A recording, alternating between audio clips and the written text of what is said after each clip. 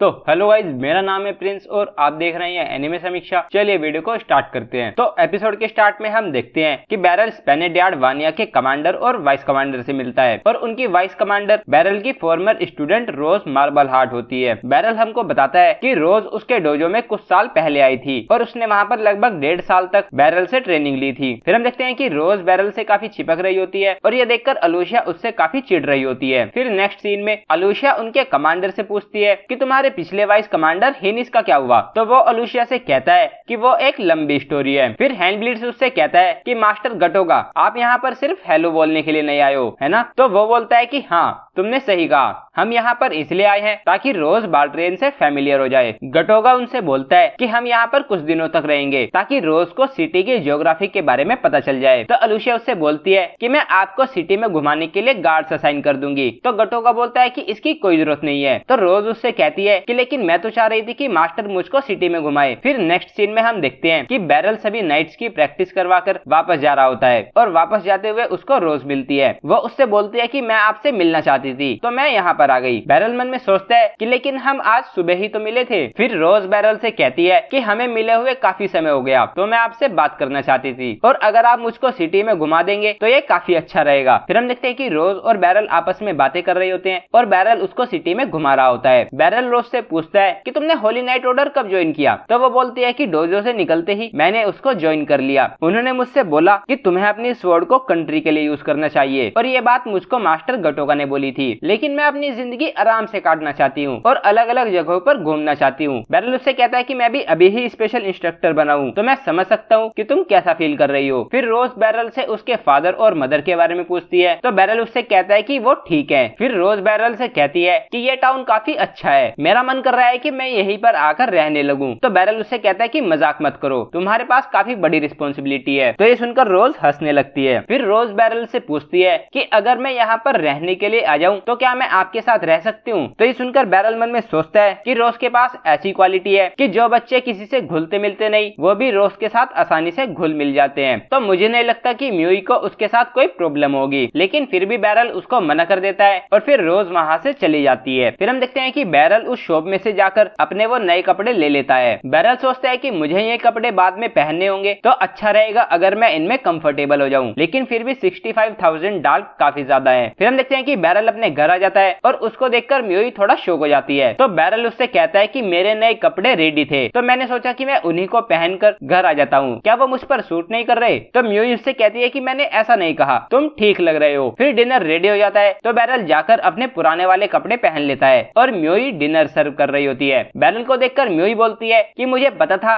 कि अपने नॉर्मल कपड़ों में तुम ज्यादा कूल लगते हो। तो बैरल उससे पूछता है कि क्या अभी तुमने कुछ कहा। तो म्यूई कहती है कि नहीं, मैंने कुछ नहीं कहा और फिर वो दोनों डिनर करने लगते हैं। फिर बैरल म्यूई से पूछता है कि तुम्हारा स्कूल कैसा चल रहा है। तो म्यूई उससे कहती है कि मैं उसको अब और सहन नहीं कर सकती। तो बैरल उससे पूछता है कि क्यों, क्या कोई तुमको परेशान कर रहा है। तो म्यूई कहती है कि नहीं, ऐसी बात नहीं है। म्यूई बैरल को बताती है कि आज मेरे क्लासमेट्स मुझको लाइब्रेरी ले गए और वो हर रोज मुझको कहीं ना कहीं पर ले जाते हैं। कल वो मुझको आर्ट रूम में ले गए थे और उससे पहले वो मुझको म्यूजिक रूम में ले गए थे और ये काफी ज्यादा एग्जॉस्टिंग है। तो बैरल उससे कहता है कि अगर तुम्हारे फ्रेंड्स तुमको स्कूल का टूर दे रहे हैं तो ये तो काफी अच्छी बात है। तो म्यूई कहती है कि हाँ, तुम सही कह रहे हो, वो जगह काफी ज्यादा बड़ी है, लेकिन आज एक और चीज हुई जो और ज्यादा एग्जॉस्टिंग थी। वो बैरल को बताती है कि लाइब्रेरी में मैजिक से रिलेटेड काफी सारी बुक्स हैं और वो सारी ही बुकें काफी ज्यादा मोटी थी और जो बुक्स मुझको पढ़ने के लिए दी गई थी उनमें काफी सारे ऐसे वर्ड्स थे जो मुझको समझ नहीं आ रहे थे, तो मुझे वो समझने में काफी प्रॉब्लम हुई। फिर बैरल म्यूई से पूछता है कि क्या तुम ये चाहती हो कि मैं तुमको वो वर्ड सिखाऊं जो तुमको नहीं पता। तो म्यूई उसको हाँ बोलती है। तो बैरल उससे कहता है कि ठीक है। फिर नेक्स्ट सीन में हम देखते हैं कि अलूशिया सभी नाइट से बोल रही होती है कि स्पेनेडियार्ड वानिया के प्रिंस आज यहाँ पर आने वाले हैं और वो यहाँ पर 3 दिनों तक रुकेंगे और आज और कल वो कैपिटल की 3rd प्रिंसेस के साथ सिटी में घूमेंगे और इस समय में हम होली ऑर्डर के साथ मिलकर उनको सिक्योरिटी प्रोवाइड करेंगे और हमारी पहली स्क्वाड में हैंडब्लीड, मास्टर गार्डनेंट और मैं 3rd प्रिंसेस को गार्ड करेंगे। और फिर बैरल अलूशिया को देखकर मन में सोचता है कि उसने सिर्फ मुझको रॉयल्टी से मिलवाने के लिए इन स्क्वाड्स को अरेंज किया है, ये काफी बड़ी बात है। फिर हम देखते हैं कि कैपिटल की 3rd प्रिंसेस प्रिंसेस सलासिया वहाँ पर आ जाती है और अलूशिया उनसे कहती है कि लिबेरियन नाइट होने के नाते मैं आपको प्रोटेक्ट करूंगी। फिर प्रिंसेस सलासिया बैरल से पूछती है कि क्या तुम स्पेशल इंस्ट्रक्टर हो। तो बैरल उससे बोलने में काफी नर्वस हो रहा होता है। वो उससे कहता है कि मेरा नाम बैरल गार्डनेंट है। वो बैरल से बोलती है कि मैंने अलोशिया से तुम्हारी काफी तारीफ सुनी है। फिर हम देखते हैं कि स्पेनिश यार्ड वानिया के प्रिंस ग्लेन वहाँ पर आ जाते हैं और वो प्रिंसेस सलासिया से बोलते हैं कि मैं आपसे मिलने के लिए काफी ज्यादा बेताब था। फिर हम देखते हैं कि प्रिंस ग्लेन प्रिंसेस सलासिया के साथ फ्लर्ट कर रहे होते हैं और उनको देखकर बैरल मन में सोचता है कि क्या वो दोनों, और फिर वो सोचता है कि मुझे उनको गार्ड करने पर फोकस करना चाहिए। फिर हम देखते हैं कि प्रिंस ग्लेन और प्रिंसेस सलासिया एक कैरेज में चढ़ जाते हैं और बैरल दूसरी कैरेज में चढ़ जाता है जो कि एक डिकोय होती है और फिर हम देखते हैं कि वो सिटी में घूमने लगते हैं। तभी हम देखते हैं कि वो किसी रीजन की वजह से रुक जाते हैं और फिर प्रिंस ग्लेन अलोशिया से बोलते हैं कि हमें एक हेयर एक्सेसरी काफी ज्यादा पसंद आ रही है। सलासिया उससे बोलती है कि दूर से देखने पर भी हमें वो काफी ज्यादा ब्यूटीफुल लग रही थी। तो अलोशिया उससे कहती है कि ठीक है, हम यहाँ पर आपको गार्ड करने के लिए हैं। फिर हम देखते हैं कि प्रिंस ग्लेन और प्रिंसेस सलासिया शॉप के अंदर चले जाते हैं और सभी नाइट्स उनको बाहर गार्ड कर रहे होते हैं और उनको देखने के लिए बाहर काफी ज्यादा भीड़ जमा हो जाती है। फिर हम देखते हैं कि प्रिंस और प्रिंसेस वापस आ जाते हैं और फिर गटोगा प्रिंस ग्लेन से कहता है कि प्लीज आप ऐसा काम दोबारा मत करना। तो ग्लेन उससे कहता है कि ठीक है, यह दोबारा नहीं होगा। फिर हम देखते हैं कि बैरल को भीड़ में अचानक से कोई दिखता है लेकिन वो गायब हो जाता है और फिर बैरल उसको काफी ढूंढने की कोशिश करता है लेकिन वो उसको कहीं दिखाई नहीं देता। फिर नेक्स्ट सीन में हम देखते हैं कि वो दोनों एक रेस्टोरेंट में खाना खा रहे होते हैं और प्रिंस ग्लेन को वहाँ का खाना काफी ज्यादा पसंद आता है। फिर हम देखते हैं कि अलोशिया और हैंडब्लिट्स उनको बाहर गार्ड कर रहे होते हैं और गटोगा और रोज उनको अंदर गार्ड कर रहे होते हैं। फिर बैरल वहाँ पर आकर अलोशिया से बोलता है कि मैंने भीड़ में किसी को देखा था